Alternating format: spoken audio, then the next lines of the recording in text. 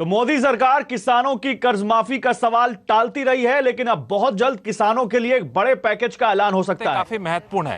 पहली बात तो ये कि किसान कर्ज माफी ये नहीं है।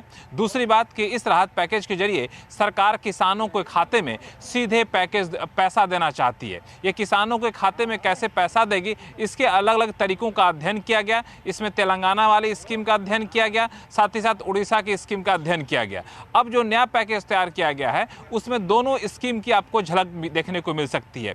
यानी किसानों को जो भी जरूरत का पैसा है वो सीधे उनके खाते में समय पर दिया जाए। और इस स्कीम की एक खास बात यह है कि जिनके पास जमीन है सिर्फ उन्हीं किसानों को इसमें शामिल नहीं किया गया है, बल्कि जो किसान जिनके पास जमीन नहीं है, दूसरे की जमीन पर खेती करते हैं, उनको भी इस स्कीम में शामिल किया गया है। यानी उनको भी इसका फायदा दिया जाएगा। यहाँ पे उड़ीसा में जो मॉडल है उसके मुताबिक प्रति फैमिली किसान को 5,000 रुपए दिए जाते हैं, जबकि तेलंगाना में जो मॉडल है उसके हिसाब से हर बुआई से ठीक पहले 4,000 रुपए प्रति एकड़ के हिसाब से पैसे दिए जाते हैं। लेकिन ये जो केंद्र सरकार की नई स्कीम तैयार की गई है उसमें यह प्रावधान किया गया है कि अधिकतम सीमा तय कर दी जाएगी। ऐसा नहीं होगा कि एक के पास अगर 40 एकड़ जमीन है तो उसको 40 एकड़ के हिसाब से पैसे दिए जाएंगे, बल्कि छोटे मझोले किसानों को ज्यादा फायदा हो यह सुनिश्चित करने के लिए छोटे मझोले और बड़े किसानों के बीच संतुलन बैठाने के लिए यह कोशिश की जा रही है कि एक अधिकतम सीमा तय कर दी जाए और इसका जल्द ही ऐलान इसमें किया जा सकता है। बिल्कुल, किसान कर्ज माफी का जब ऐलान कुछ राज्यों ने किया था जहां पे कांग्रेस जीती थी,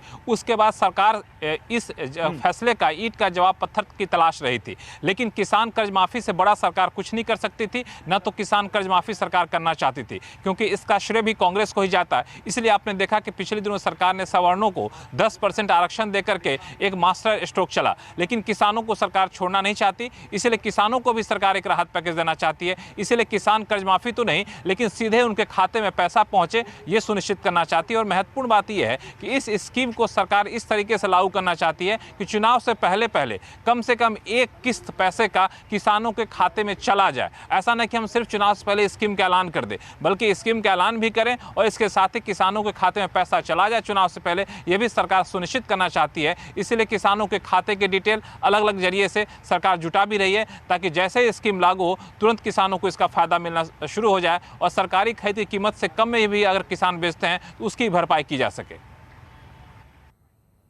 ठीक है लक्ष्मण, आपका बहुत शुक्रिया इन तमाम जानकारियों के लिए। आगे भी आपसे इस बारे में अपडेट लेते रहेंगे। लेकिन बड़ी खबर, किसानों की कर्जमाफी के बदले सरकार एक दूसरी स्कीम लाने की तैयारी में है। एक ऐसी स्कीम जिससे सीधे किसानों के खाते में पैसा जाए और किसानों को राहत मिल सके। यह ऐलान कभी भी हो सकता है। इसके लिए लगभग सारी मंजूरियां जुटा ली गई, जैसा कि लक्ष्मण राय बता रहे थे। फिलहाल आगे बढ़ते हैं, कुछ और बड़ी खबरें, और अब बात करते हैं जीएसटी की, जिसमें छोटे कारोबारियों को बड़ी